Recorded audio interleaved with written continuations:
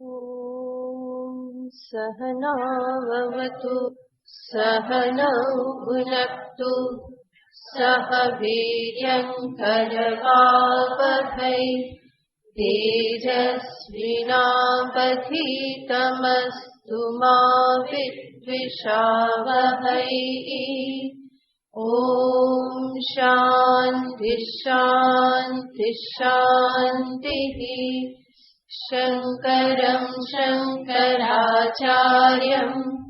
केशवं बादरायणं सूत्रभाष्यकृतौ वन्दे भगवन्तौ पुनः पुनः। ईश्वरो गुरुरात्मेति मूर्तिभेदविभागिने व्योमवद्व्याप्तदेहाय दक्षिणामूर्तये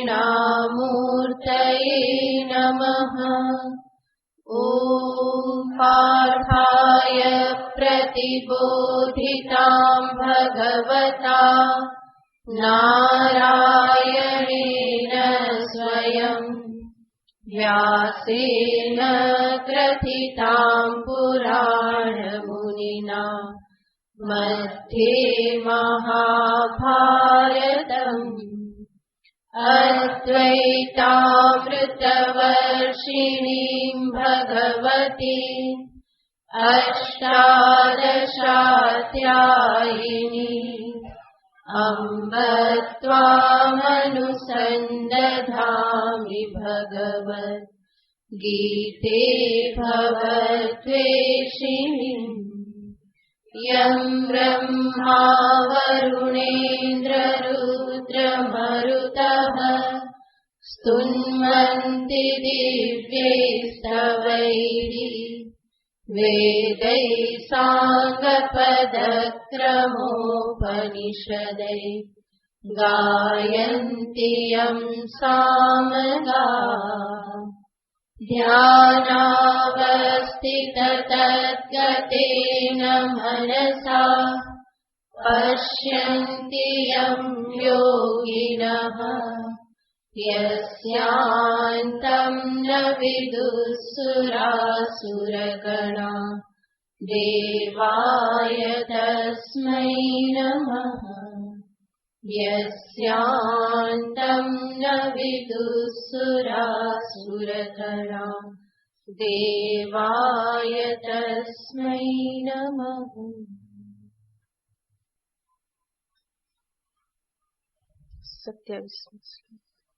श्रीभगवानुवाच प्रकृतिः क्रियमाणानि गुणैः कर्माणि सर्वशः अहङ्कारविमूढात्मा कर्ताहमिति मन्यते तत्त्ववित्तु महाबाहो गुणकर्मविभागयोः गुणागुणेषु वर्तन्त इति मत्वा न सज्जते प्रकृतिर्गुणसम्मूढाः सज्जन्ते गुणकर्मसु तान् कृत्स्नविदो मन्दान् कृत्स्नविन्न विचालयेत्। मयि सर्वाणि कर्माणि सन्न्यस्याध्यात्मचेतसा निराशीर्निर्ममो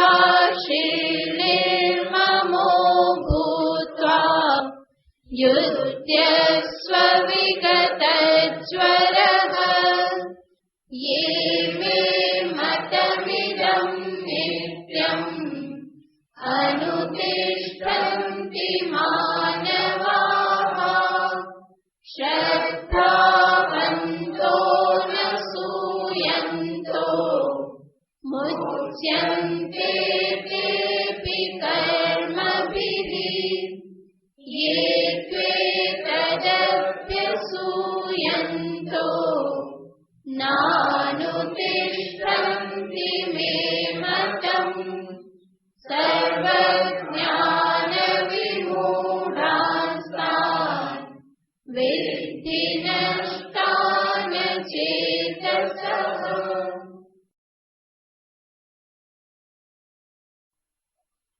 ભગવાન શ્રી કૃષ્ણચંદ્રએ 30મા શ્લોકમાં દર્શાવ્યું, કર્મબંધનથી મુક્ત થવાને માટે મારામાં સર્વ કર્મોને તું અર્પણ કર.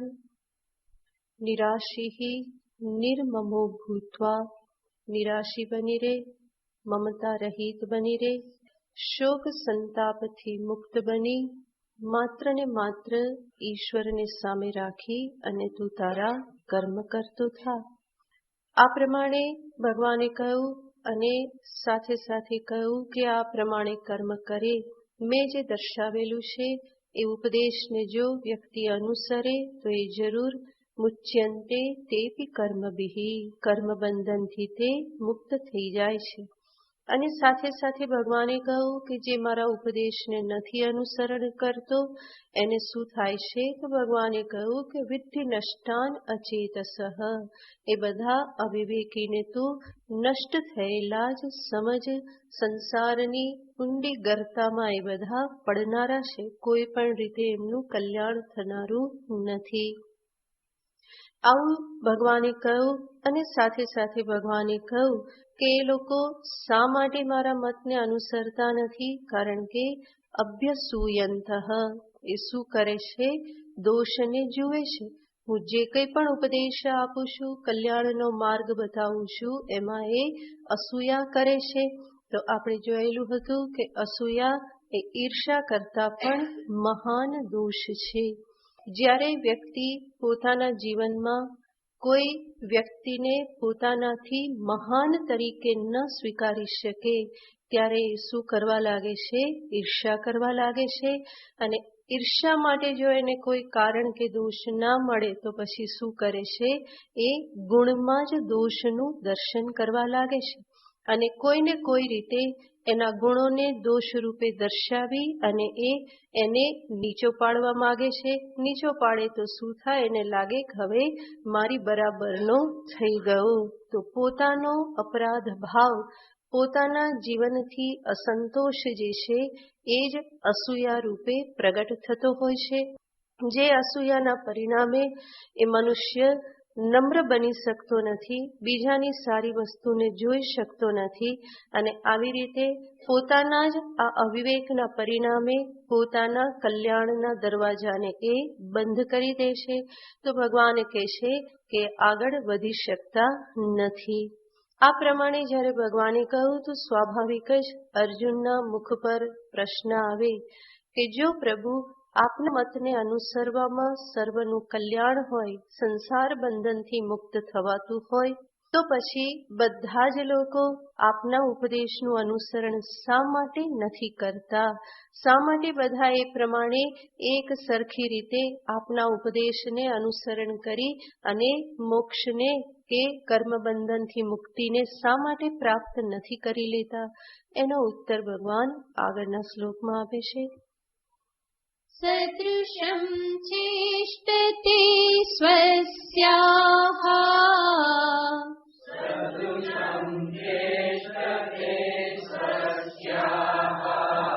પ્રકૃતિર્જ્ઞાનવાનપી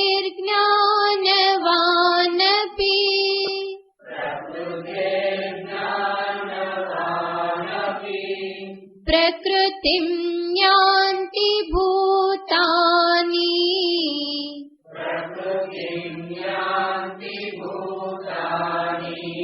નિગ્રહઃ કિં કરિષ્યતિ?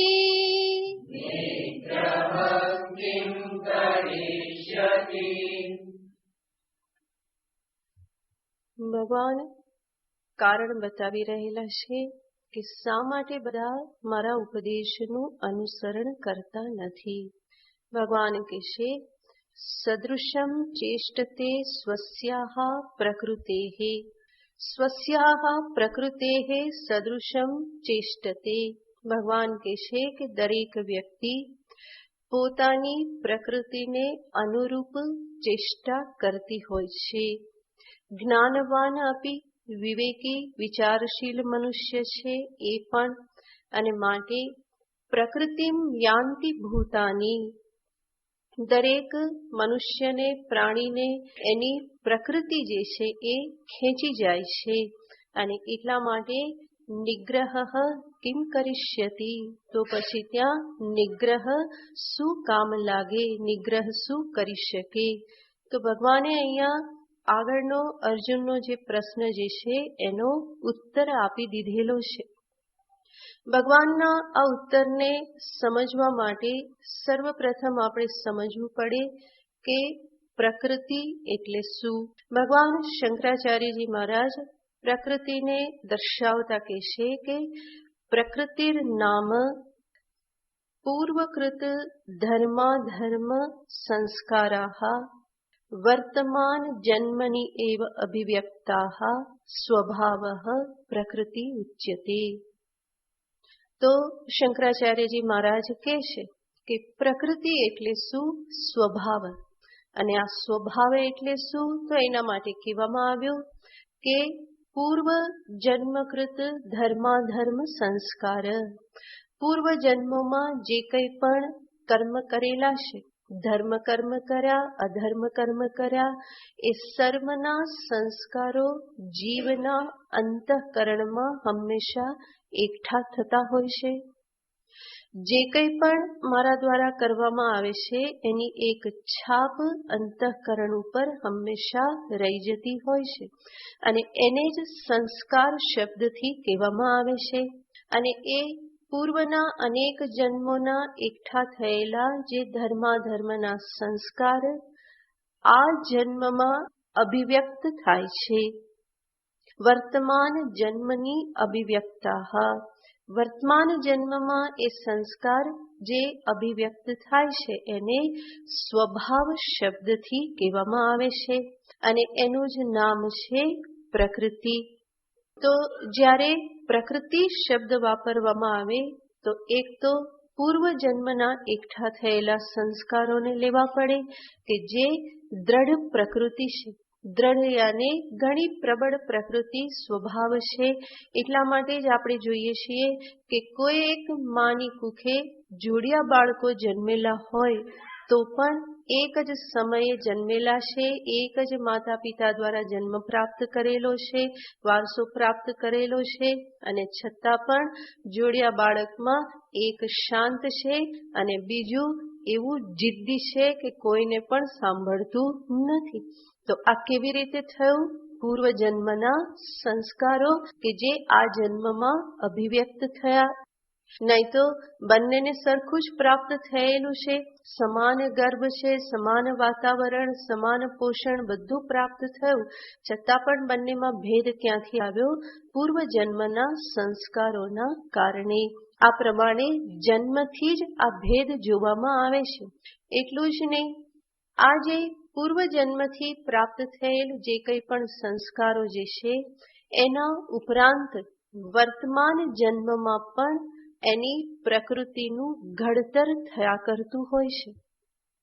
કે જેમાં નાનપણથી જ માતા પિતા તરફથી આપવામાં આવતા સંસ્કારો, એ મનુષ્યનો જન્મ જ્યાં થયેલો છે એ દેશ, કાલ, જાતિ, પ્રાંત અને સ્કૂલ આદિમાં પ્રાપ્ત થતું શિક્ષકો તરફથી જે કંઈ પણ શિક્ષણ, આ બધું જે છે એ પણ એની પ્રકૃતિને ઘડવામાં ઘણો મોટો ફાળો આપે છે.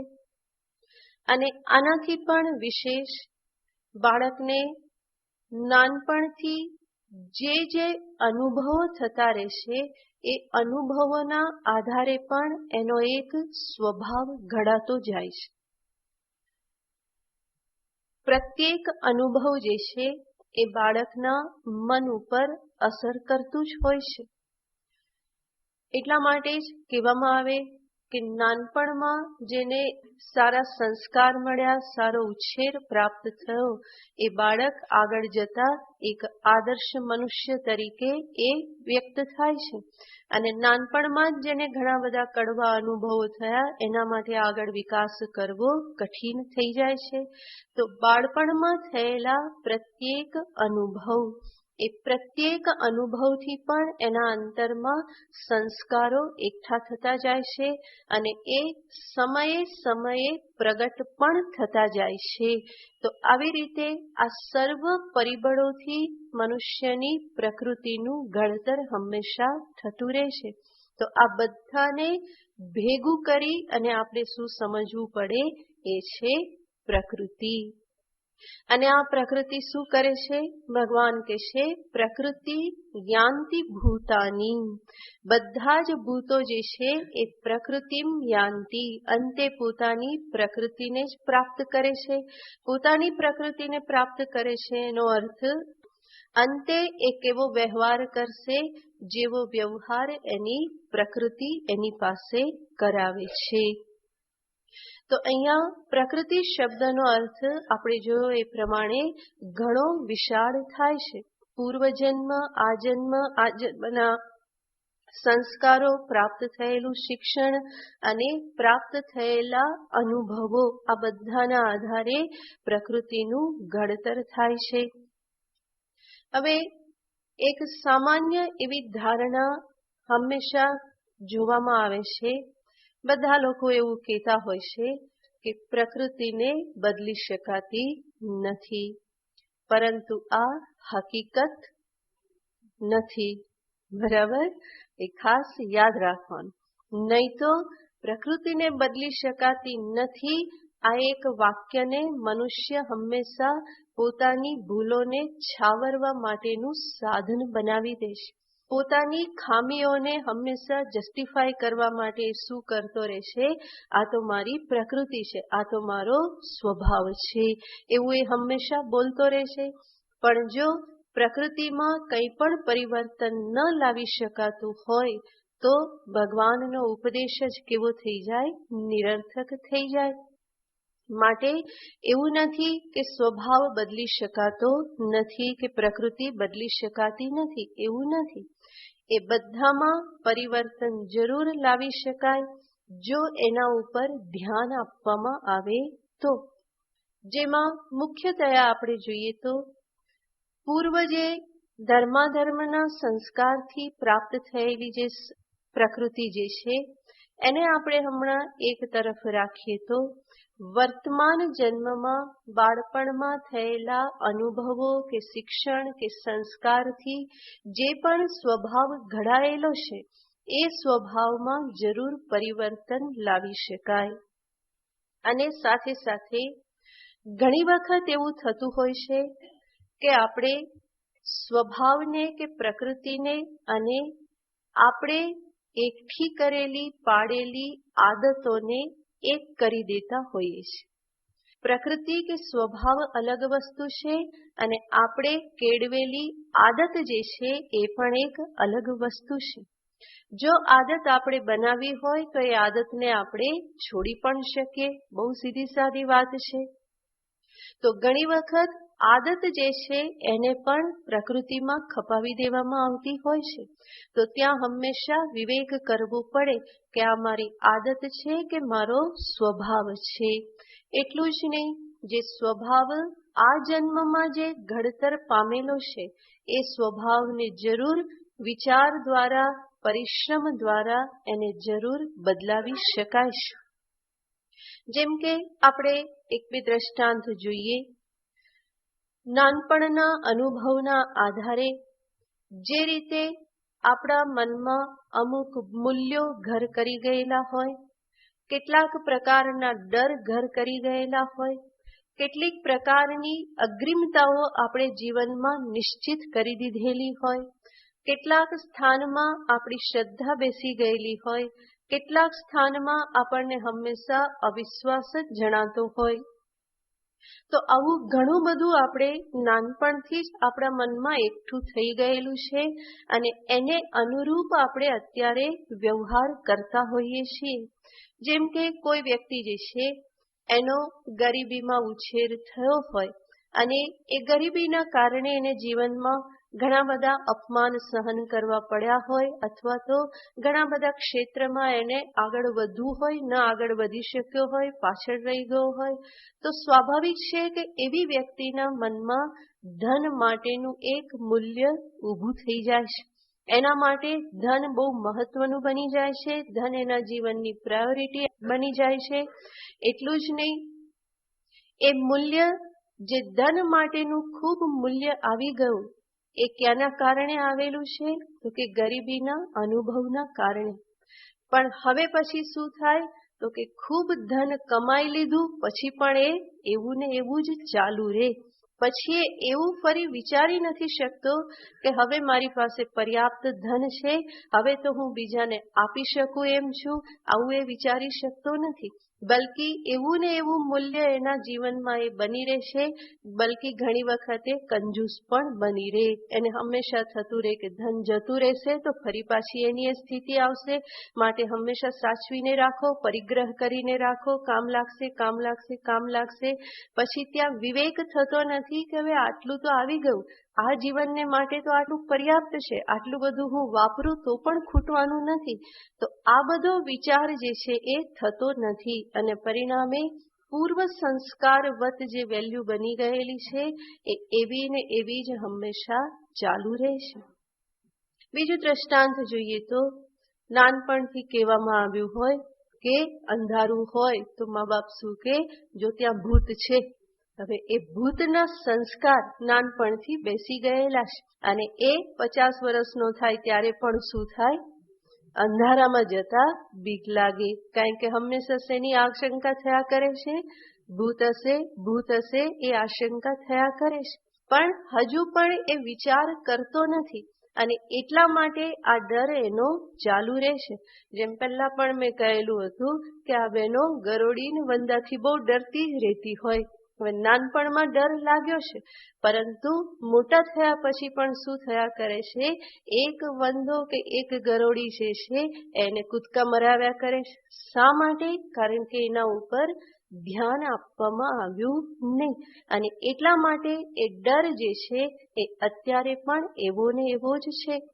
બલકી એ સામાન્યતયા જાણે છે કે આ જે વંદો જે છે મને કંઈ કરી શકવાનો નથી. એ કરડતો પણ નથી, થૂકતો પણ નથી, કંઈ કરતો નથી અને છતાં પણ એ ભાગે ને એની સાથે હું પણ ભાગું, એ મારાથી ડરે ને હું એનાથી ડરું. આ ચાલ્યા જ કરે છે ને આવીને આવી રીતે જીવન પૂરું પણ થઈ જાય છે. કેટલા બધા જીવન પૂરા કરી નાખ્યા હશે.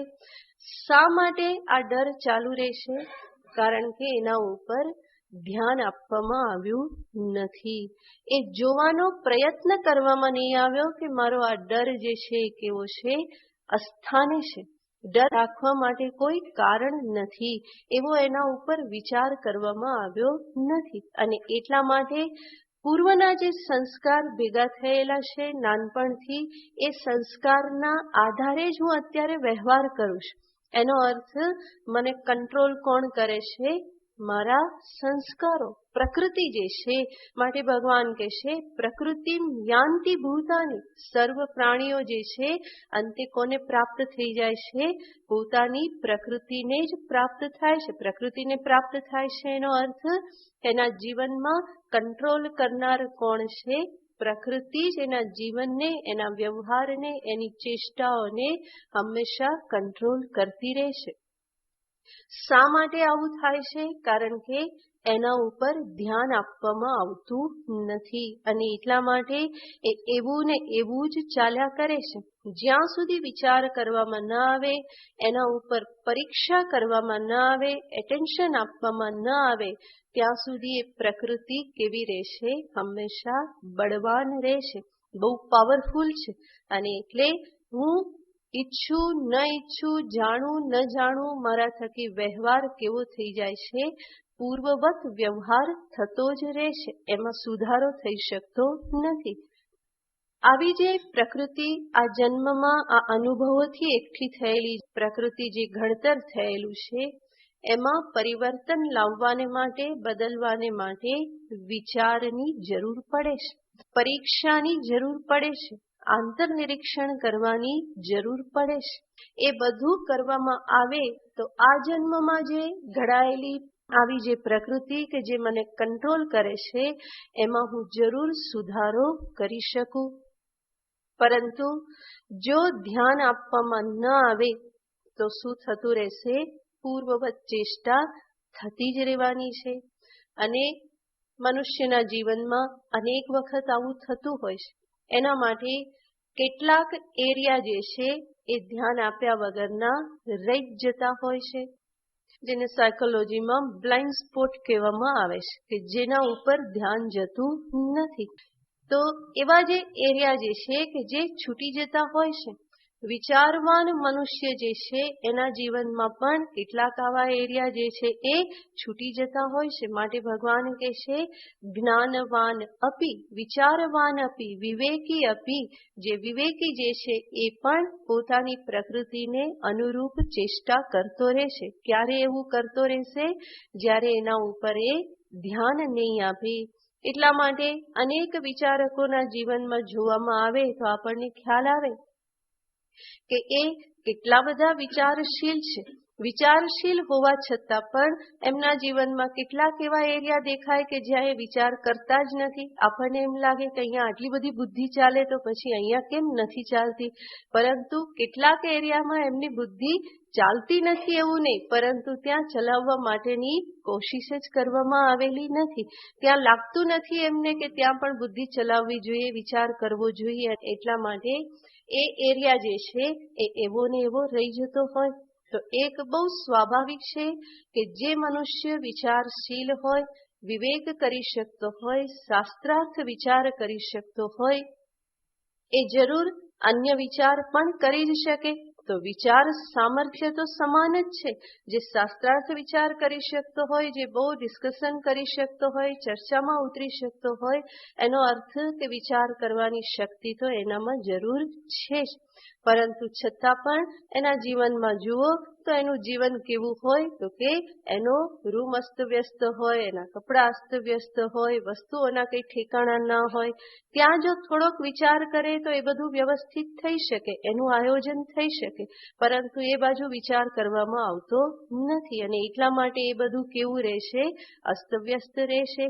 તો વિચાર કરવામાં હોશિયાર છે, ઘણું બધું વિચાર કરી શકે છે, પરંતુ આ એરિયા એવો છે કે જ્યાં એ વિચાર કરતો નથી અને એટલા માટે એ હંમેશા એવું ને એવું જ રહ્યા કરે છે. આપણને એવું થાય કે આવું કેમ થઈ શકે? આટલી બધી બુદ્ધિ ચાલે છે તો અહીંયા કેમ નથી ચાલતી? નથી ચાલતી એવું નથી, પરંતુ ત્યાં ચલાવવામાં આવતી નથી. એ એરિયા જે છે એને છોડી દેવામાં આવે છે. એને લાગે છે કે ત્યાં કંઈ કરવા જેવું નથી અને પરિણામે ત્યાં જે કંઈ પણ ચેષ્ટા થાય છે કેવી થાય છે? પૂર્વવત જ થયા કરે છે. એમાં કંઈ સુધારો થઈ શકતો નથી. એ 10 વર્ષનો હતો ત્યારે જેવો વ્યવહાર અને જેવું બધું રહેતું હતું એવું જ 70 વર્ષે પણ કેવું રહે? એવી ને એવી અવ્યવસ્થિતતા ત્યાં રૂમમાં, વસ્ત્રમાં, પોતાની ચીજ વસ્તુઓમાં, એ બધામાં ચાલુ રહ્યા કરે છે. તો આ બધું શું બતાવે છે? કે વિચારશીલ મનુષ્યના જીવનમાં પણ કેટલાક એરિયા એવા રહી જતા હોય છે કે જ્યાં એ ધ્યાન નથી આપતો અને પરિણામે એ જે એરિયા જે છે ત્યાં ફરી વ્યવહાર કેવો કરશે? પોતાની પ્રકૃતિને અનુરૂપ જ. કારણ કે આ પ્રકૃતિ જે છે હંમેશા કેવી હોય છે? પાવરફુલ હોય છે. એ હંમેશા કંટ્રોલ કરવાને માટે જ હંમેશા પ્રવૃત્ત થતી હોય છે. તો આ રીતે ભગવાન અહીંયા કહે છે કે આ જે પ્રકૃતિ જે છે કે જે વર્તમાન જન્મમાં આ પ્રમાણે એકઠી થયેલી છે, જેનું ઘડતર થયેલું છે, એના ઉપર જો ધ્યાન આપવામાં ન આવે તો શું થાય? સદૃશમ ચેષ્ટતે સ્વસ્યાહા પ્રકૃતેઃ, પોતાની પ્રકૃતિને અનુરૂપ જ એ પોતે વ્યવહાર કરે છે. જ્ઞાનવાન અપી વિવેકી વિચારવાન મનુષ્ય જે છે એ પણ પોતાની પ્રકૃતિને અનુરૂપ જ વ્યવહાર કરતો રહેશે. તો જ્યાં બદલવાનું છે ત્યાં શું કરવું પડે? વિચાર કરવો પડે, પરિશ્રમ કરવો પડે. જે આપણા મનમાં બધી જે પેટર્ન્સ બધી બંધાઈ ગયેલી છે એને વિચારપૂર્વક, જ્ઞાનપૂર્વક એને બધી પેટર્ન્સને બ્રેક કરવી પડે. નહીં તો એ પ્રકૃતિને બદલવી એ બહુ જ કઠિન થઈ જાય છે. કોઈ વ્યક્તિની પ્રકૃતિ લોભી થઈ ગઈ, જેમ હમણાં આપણે જોયું ને, ગરીબીના કારણે પ્રકૃતિ કેવી થઈ ગઈ? લોભી થઈ ગઈ. તો એ જો એના ઉપર ધ્યાન ન આપે તો એના જીવનનો દરેક વ્યવહાર જે છે શેનાથી કંટ્રોલ થશે? લોભ વૃત્તિથી જ કંટ્રોલ થશે.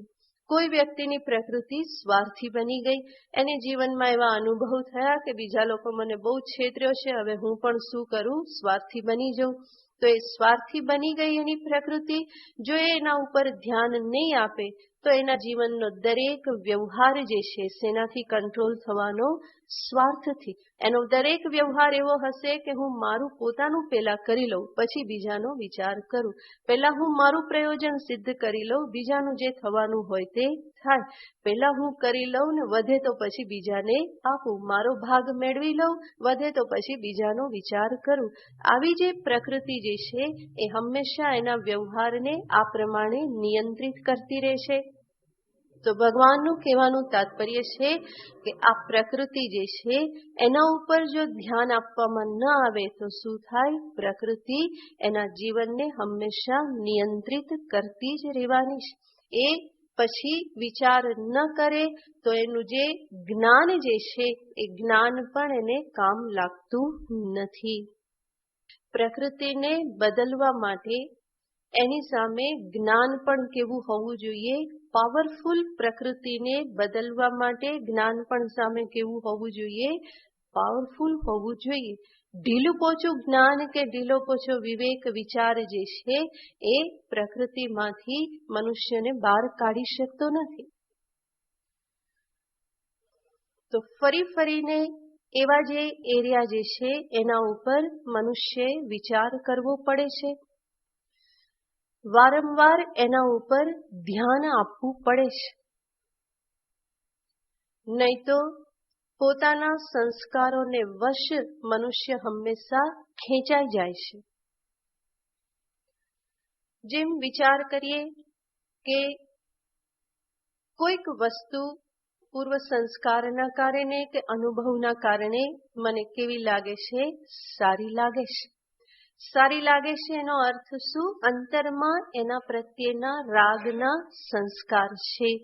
અને એ રાગ કે જે પ્રકૃતિમાં રહેલો છે એ જ મને એ વિષય તરફ ખેંચી જાય છે.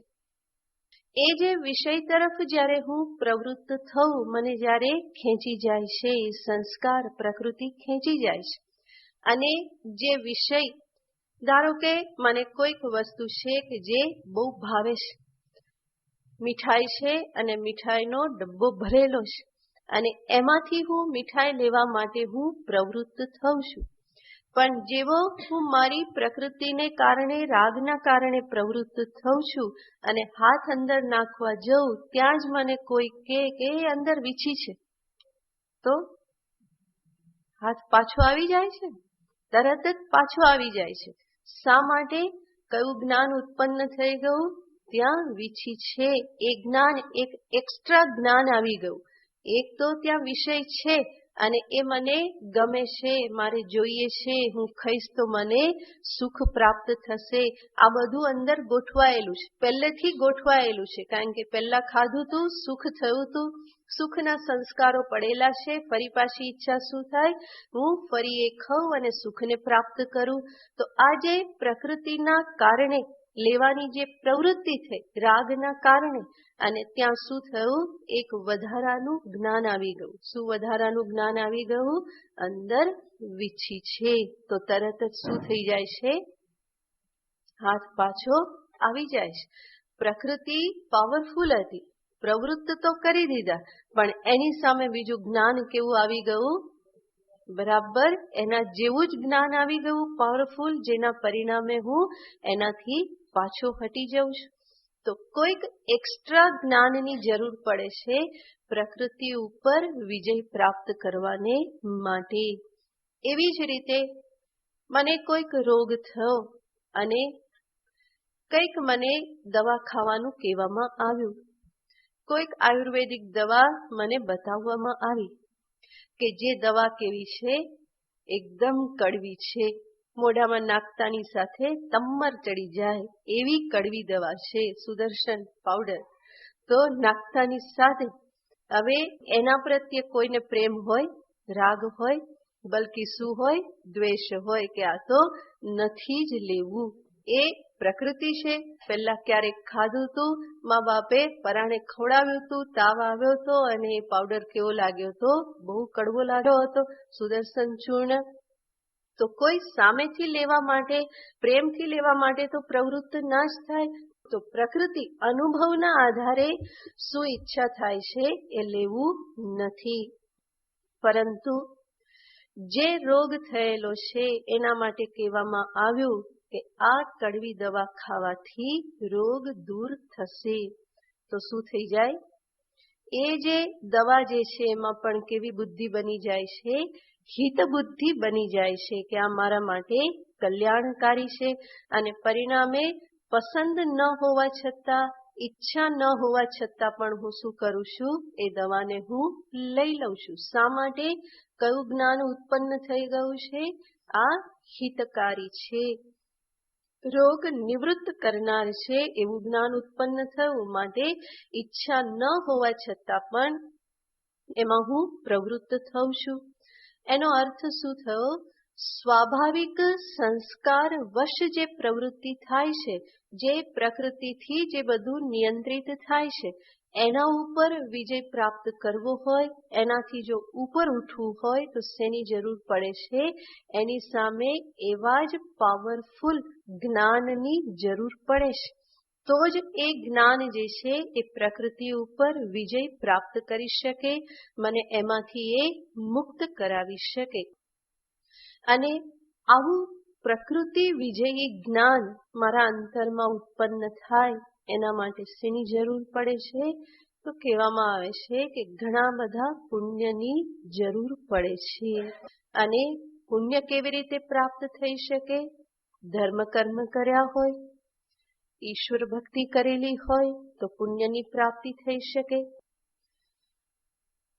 બાકી વિવેક, જ્ઞાન, ઉપદેશ આ તો ઘણા બધાને પ્રાપ્ત થાય છે, પરંતુ એ ઉપદેશને જીવનમાં આત્મસાત કરવાને માટે, પોતાના જીવનમાં પરિવર્તન લાવવાને માટે જે પુણ્યશાળી જીવ જે છે એ જ એના માટે પ્રવૃત્ત થાય છે. તો આપણે વાત કરી જે પ્રકૃતિ વર્તમાન જીવનમાં ઘડાઈ ગયેલી છે પૂર્વના અનુભવોના આધારે.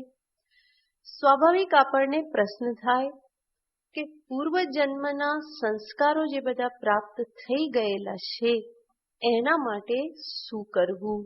આના માટે તો તમે કહો વિવેક કરો, વિચાર કરો, પણ પૂર્વજન્મના જે કંઈ પણ ધર્માધર્મના સંસ્કાર જે અંતરમાં દ્રઢ થઈને બેસી ગયેલા છે તો એના માટે શું કરવું? ત્યાં પણ વિચાર કરીએ તો પૂર્વ જન્મકૃત જે કંઈ પણ ધર્માધર્મના સંસ્કારો અંતરમાં છે એ અનંત કોટી સંસ્કારો છે. અને એ પૂર્વકૃત જે કંઈ પણ ધર્માધર્મકૃત સંસ્કાર જે છે એને પણ પ્રગટ થવાને માટે કોઈક ને કોઈક પરિબળની જરૂર પડે છે. એ જે પૂર્વકૃત જે દ્રઢ પ્રકૃતિ જે છે એને પ્રોવોક કરવી પડે. કોઈક પરિબળ ઉદ્દીપ હોય તો એ પ્રગટ થાય છે. એના માટે શું કરવાનું હોય? તો કે જે પ્રગટ થઈ ચૂક્યા છે, જે એક સ્વાભાવિક સંસ્કાર હોય છે, એ સિવાયના અનેક સંસ્કારો અંતરમાં સુષુપ્ત અવસ્થામાં પડેલા છે. અને એ સુષુપ્ત અવસ્થામાં પડેલા સંસ્કારો જે છે એને પ્રગટ થવા માટે, અભિવ્યક્ત થવાને માટે બાહ્ય પરિબળોની આવશ્યકતા રહેશે. માટે શું કરવું જોઈએ? એના માટે આપણે એક દ્રષ્ટાંતથી જોઈએ તો આજે પૂર્વજન્મથી એકઠા થયેલા સંસ્કાર રૂપી જે પ્રકૃતિ જે છે એ પ્રકૃતિ કેવી છે? તો કહેવામાં આવે કે એ સૂતેલા વાઘ જેવી છે. સ્લીપિંગ ટાઈગર, સૂતેલા વાઘ જેવી છે. હવે વાઘ સૂતેલો હોય ત્યાં સુધી બરાબર છે, પણ જાગ્યો પછી એ બહુ તકલીફ આપે, પછી એ આપણને કંટ્રોલ કરે. એટલા માટે જે વાઘ સૂતેલો છે એને કંટ્રોલ કરવો હોય તો જ્યાં સૂતેલો છે ત્યાં સુધીમાં શું કરી દેવું પડે? એની આજુબાજુ નેટ રાખી દેવી પડે. એ સૂતેલો છે ત્યાં સુધી આજુબાજુ નેટ પાથરી દીધી કે પાંજરું આજુબાજુ ગોઠવી દીધું તો પછી એ કેવો થઈ જાય છે? કંટ્રોલમાં છે. પણ એ જાગી ગયો તો પછી કંટ્રોલ કરવો કઠિન છે. એવી રીતે આપણા અંતરમાં પૂર્વજન્મના આ બધા પડેલા જે કંઈ પણ સુષુપ્ત સંસ્કારો જે છે એ જ્યાં સુધી સુષુપ્ત છે ત્યાં સુધી બરાબર છે. પણ જો એને ઉદ્દીપક મળતા જાય અને એ પ્રગટ થતા જ જાય, રાગ દ્વેષના જ સંસ્કારો છે, વધારે ને વધારે રાગ દ્વેષ પ્રગટ થતા જ જાય તો પછી એને કંટ્રોલ કરવા કઠિન થઈ પડે. એટલા માટે એ સ્લીપિંગ ટાઈગર, સૂતેલા વાઘ જેવી જે પ્રકૃતિ સુષુપ્ત સંસ્કારો જે છે એની આજુબાજુ શું કરી દેવું પડે? એની આજુબાજુ સંસ્કાર, જે પુણ્ય કર્મ, સત્સંગ, આંતર નિરીક્ષણ, આ બધાની એક નેટ પાથરી દેવી પડે કે જેથી કરીને એ બધા કેવા બની રહે? તો કે મારા કંટ્રોલમાં રહી શકે. તો વિચાર, સત્સંગ, ઈશ્વરને પ્રાર્થના, આંતર નિરીક્ષણ, સંત સમાગમ, આ બધા એને કંટ્રોલમાં કરવા માટેના, એને યોગ્ય રીતે શાંત રાખવા માટેના આ બધા ઉપાયો છે. જેના પરિણામે અન્ય કોઈ બાહ્ય વાતાવરણથી જે રાગ દ્વેષ જાગી ઉઠતા હોય એ બધા જાગી ઉઠે તો પણ કેવા થશે? મારા કંટ્રોલમાં હશે. જેવી રીતે જે વાઘ જાગી ગયો તો પણ આજુબાજુ જાળી મૂકી દીધેલી છે તો પછી એનો એટલો ડર રહેતો નથી. એવી જ રીતે મારા જે કંઈ પણ સંસ્કારો જે છે એની આજુબાજુ આ જો રક્ષા કવચ હોય, વિચાર, સત્સંગ, સાધુ સમાગમ, આંતર નિરીક્ષણ, ઈશ્વર પ્રાર્થના, આ બધા જો રક્ષા કવચ હોય તો એ પ્રકૃતિ પણ મને એટલી બધી પરેશાન કરતી નથી. એને કંટ્રોલ કરવી એ સંભવ બની રહેશે. તો આ રીતે પૂર્વકૃત દ્રઢ પ્રકૃતિ હોય કે આ જન્મમાં અનુભવોથી એકઠા થયેલા સંસ્કાર રૂપ જે પ્રકૃતિ હોય, દરેકને નાથવા માટે કોઈને કોઈ ઉપાય તો છે જ. માટે ભગવાન અહીંયા જે કહે છે કે સદૃશમ ચેષ્ટતે સ્વસ્યાહ પ્રકૃતેર જ્ઞાનવાન અપી, એનો અર્થ શું થયો? જ્યારે એના ઉપર ધ્યાન આપવામાં આવતું નથી ત્યારે હું કેવો બની રહું છું? પ્રકૃતિને વશ બની રહું છું.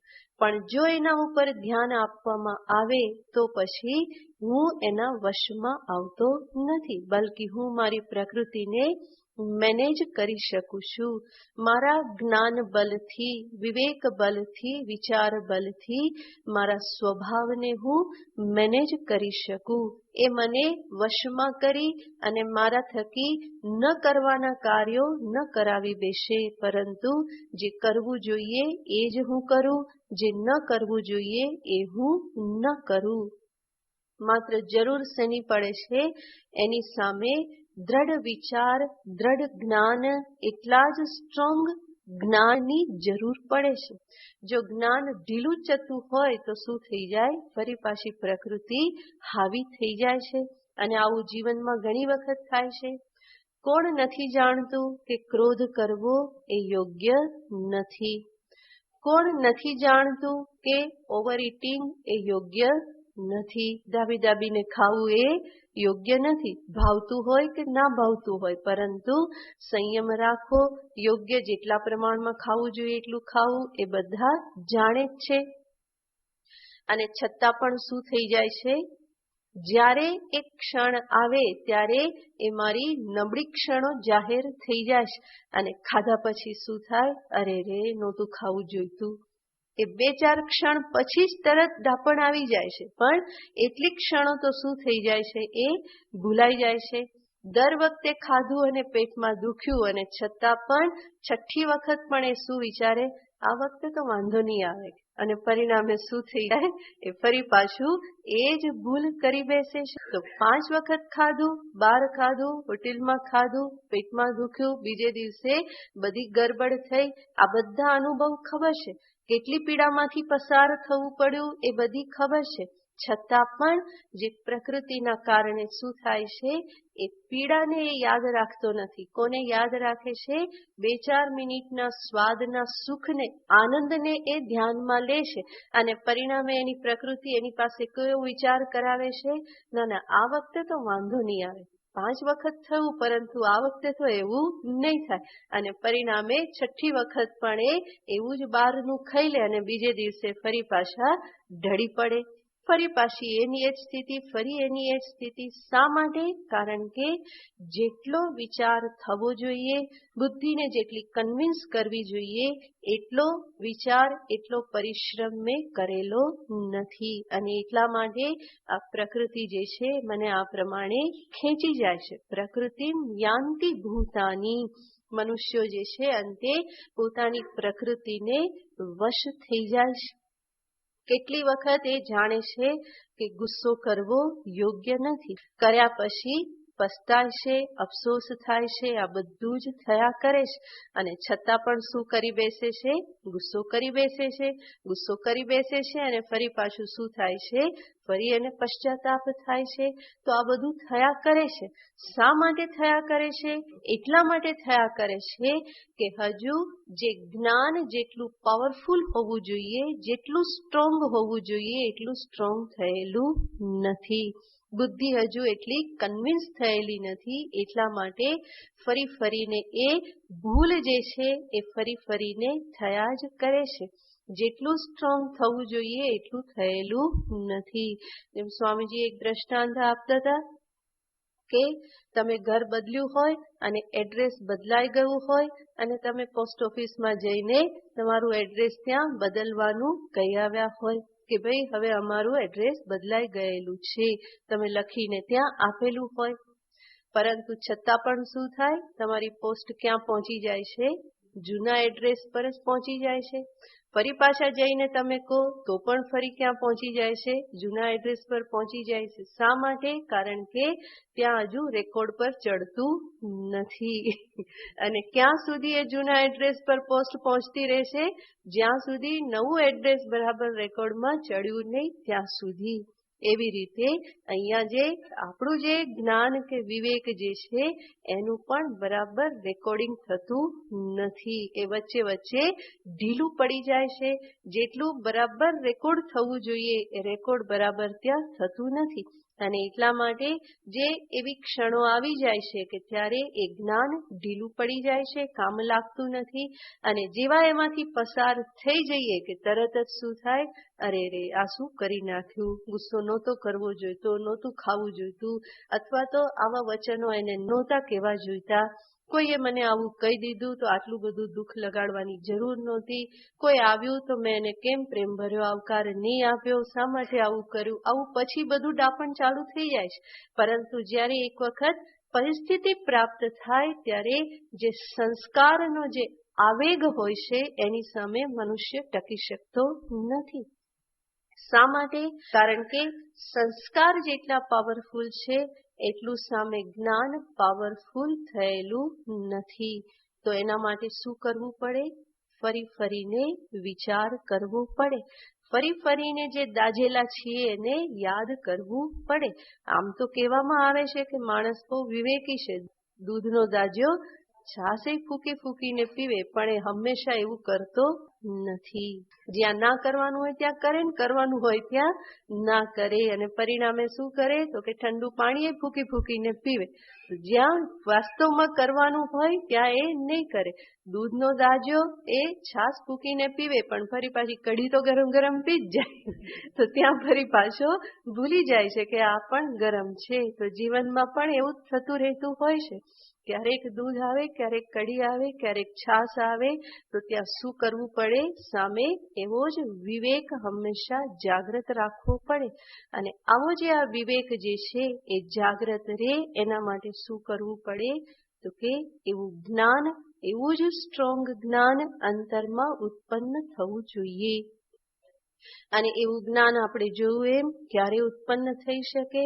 જ્યારે પુણ્ય કર્મ હોય. પુણ્ય કર્મ ક્યારે પ્રાપ્ત થાય? ધર્મ કરો, ઈશ્વર ભક્તિ કરો, પ્રાર્થના કરો. એટલું જ નહીં, સાથે સાથે આ જ્ઞાનને માટે શું જોઈએ? નમ્રતા જોઈએ, ઓપનનેસ જોઈએ, આંતરનિરીક્ષણ જીવનમાં થતું રહેવું જોઈએ. આ બધું હોય તો આ સંસ્કારો અને પ્રકૃતિ ઉપર વિજય પ્રાપ્ત કરવો સંભવ બને છે. પરંતુ ભગવાન અહીંયા કહેશે કે અર્જુન, ઘણા બધા લોકો એવા છે કે જે મારા પ્રત્યેની ઈર્ષા અસૂયાના કારણે હું જે કહું છું એનો સ્વીકાર કરતા નથી. સ્પષ્ટ થયું? માટે ભગવાન કહેશે કે મમ નિગ્રહ કિમ કરિષ્યતિ.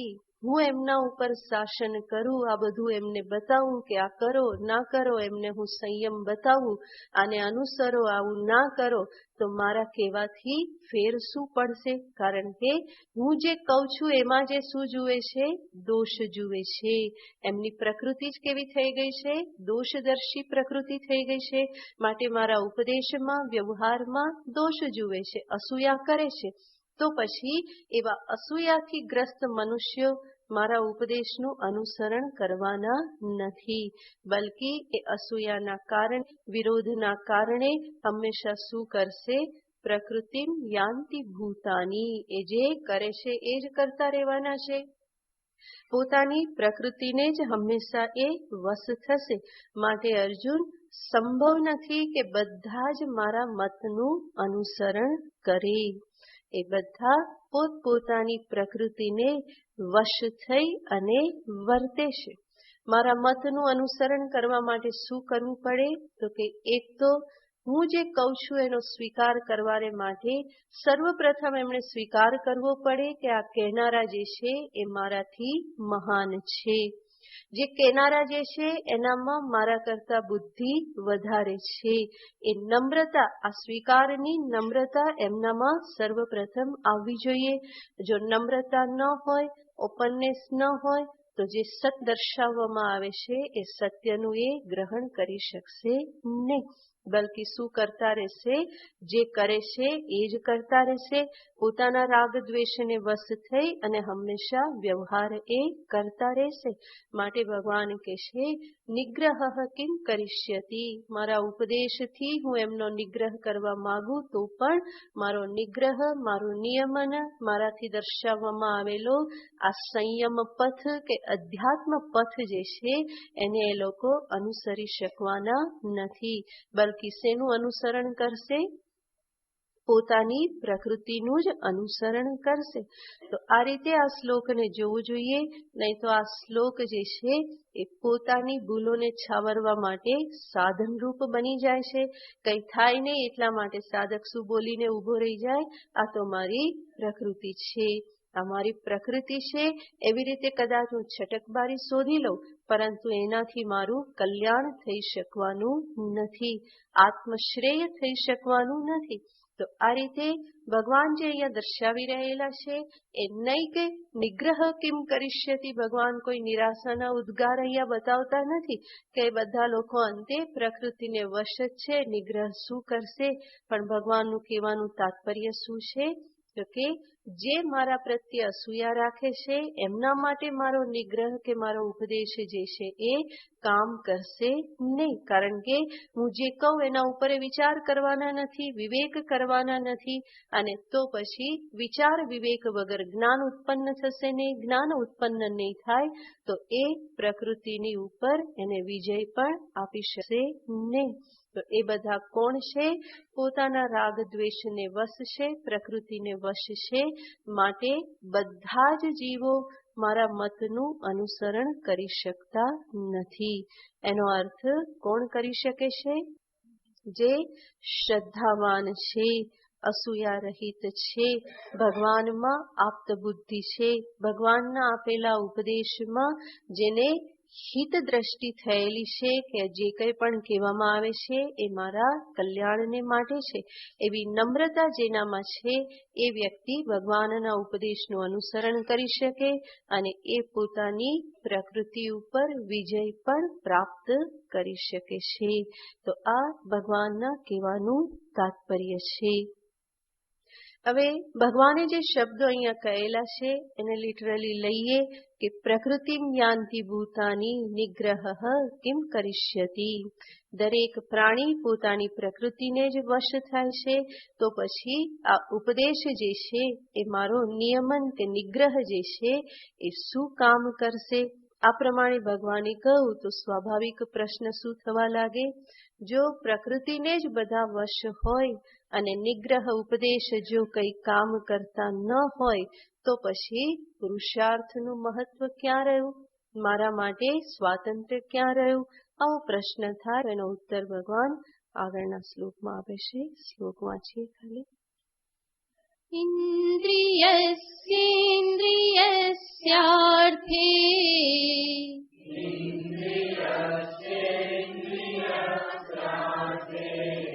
રાગદ્વેષૌ વ્યવસ્થિતૌ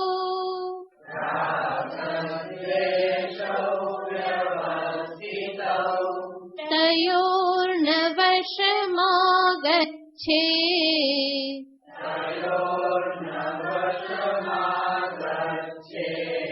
તૌ યસ્ય પરિપંથિનો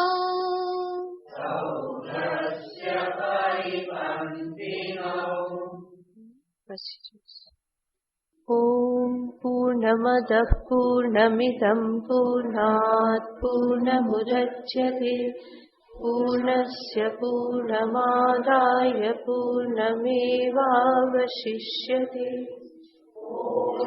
શાંતિ શાંતિ શાંતિ. હરિ ઓમ શ્રી ગુરુભ્યો નમઃ. હરિ ઓમ. પાના નંબર 200 બધા સાથે જ લઈશું. શંકર સમર્થ દાતા હરજી સુનો અમારી ચરણોમાં સદા રાખો દોષો બધા નિવારી. શંકર સમર્થ દાતા હરજી સુનો અમારી ચરણોમાં સદા રાખો દોષો બધા નિવારી. અંતરમાશ ધારી આવ્યો છું પાસ તારી. અંતરમાશ ધારી આવ્યો છું પાસ તારી. નિરાશ નહીં કરશો જગન્નાથ જટાધારી. શંકર સમર્થ દાતા હરજી સુનો અમારી ચરણોમાં સદા રાખો દોષો બધા નિવારી. હું મંદ બુદ્ધિ માનવ શક્તિ શું જાણું તારી. હું મંદ બુદ્ધિ માનવ શક્તિ શું જાણું તારી. પણ એક વાત જાણું ભક્તોની નાવતારી. શંકર સમર્થ દાતા હરજી સુનો અમારી ચરણોમાં સદા રાખો દોષો નિવારી. હર પીને પુષ્પ પાણી મેં આરતી ઉતારી.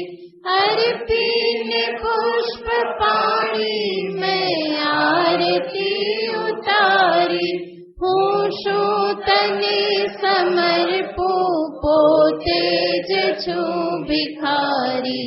શંકર સમર્થ દાતા અરજી સુણો અમારી. ચરણોમાં સદા રાખો દોષો बधानी वारी। गुणगान तारा गाता विद्वान वेदधारी।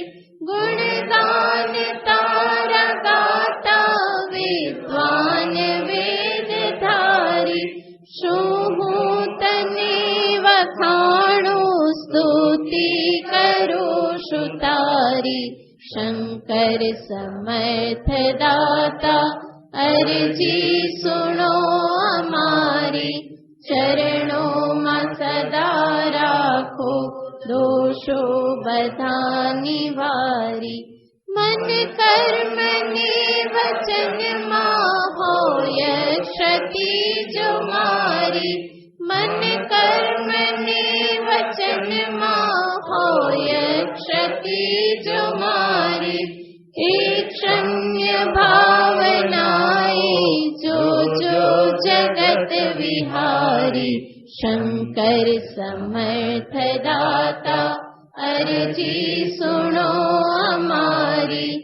चरणों में सदा राखो दोषो बधानी वारी। सुत नार ने सदा मां विवेक ने विसारी। सुत नार ने सदा मां विवेक ने विसारी।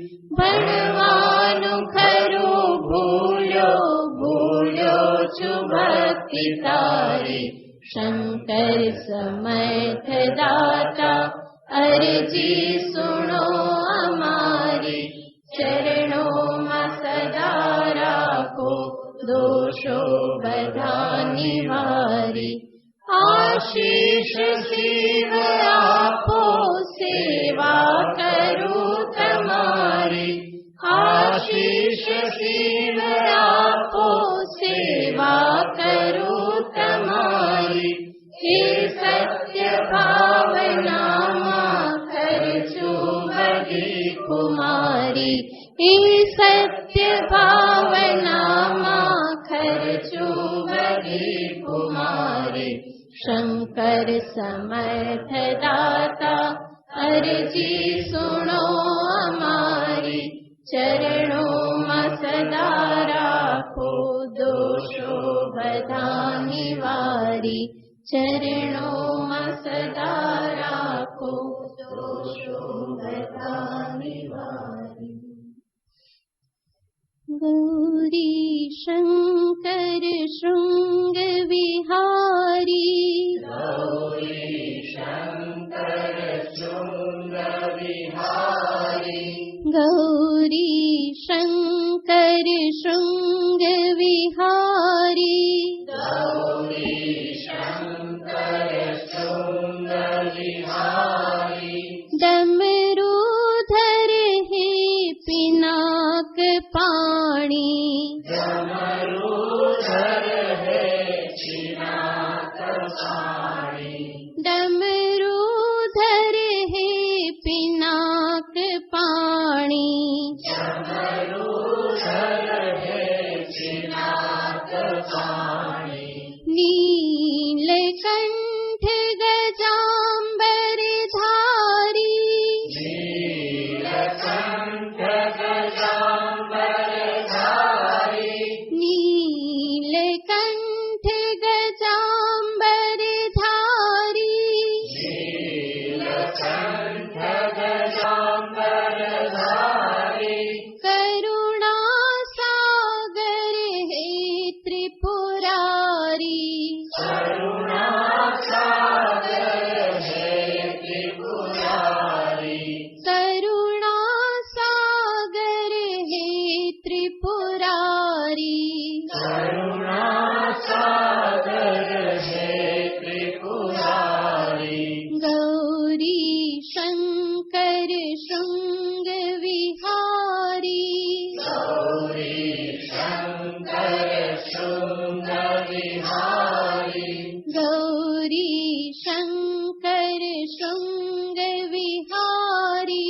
गौरी शंकर शृंग विहारी। डमरूधर है पिनाक पाणी।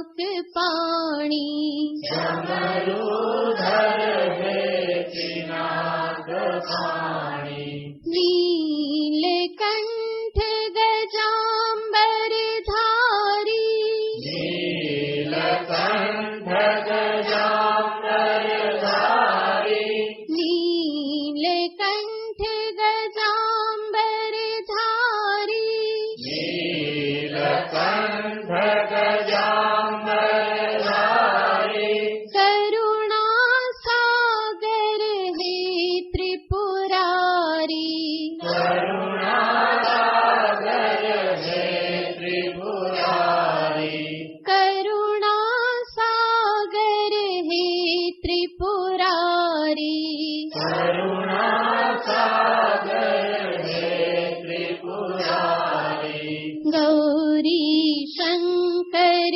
शृंग विहारी गौरी शंकर शृंग विहारी राधा कृष्ण कुंज विहारी राधा कृष्ण कुंज विहारी डमरूधर हे पिनाक पाणी डमरूधर है पिनाक पाणी मुरलीधर गोवर्धन धारी मुरलीधर गोवर्धन धारी नीलकंठ गजांबर धारी नीलकंठ गजांबर धारी शंख चक्र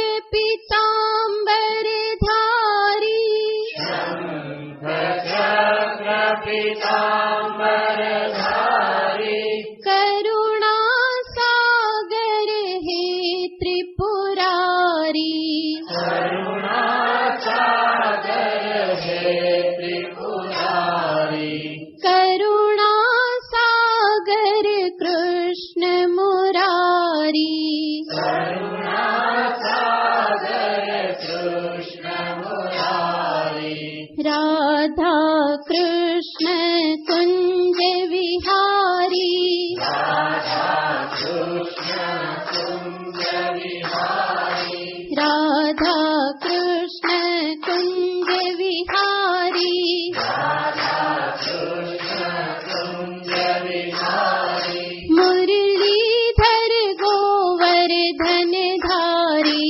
मुरलीधर गोवर्धन धारी मुरलीधर गोवर्धन धारी मुरलीधर गोवर्धन धारी शंख चक्र पीतांबर धारी शंख चक्र पीतांबर धारी शंख चक्र पीतांबर धारी शंख चक्र पीतांबर धारी करुणा सागर कृष्ण मुरारी करुणा सागर कृष्ण मुरारी करुणा सागर कृष्ण मुरारी करुणा सागर कृष्ण मुरारी राधा कृष्ण कुंज विहारी राधा कृष्ण कुंज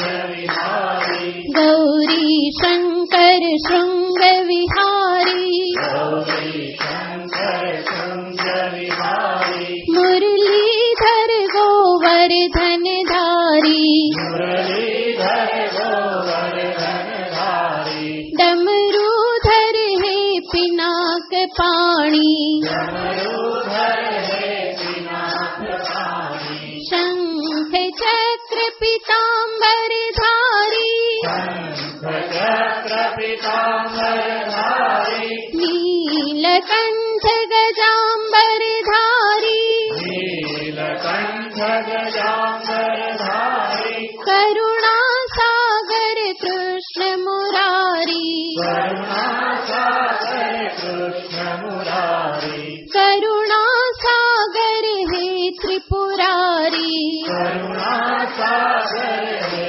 त्रिपुरारी मुरारी करुणा सागर कृष्ण मुरारी करुणा सागर कृष्ण मुरारी करुणा सागर हे त्रिपुरारी करुणा सागर हे त्रिपुरारी गौरी शंकर शृंग विहारी गौरी शंकर शृंग विहारी गौरी शंकर शृंग विहारी गौरी शंकर शृंग विहारी राधा कृष्ण कुंज विहारी राधा कृष्ण कुंज विहारी राधा कृष्ण कुंज विहारी राधा कृष्ण कुंज विहारी गौरी शंकर शृंग विहारी गौरी शंकर शृंग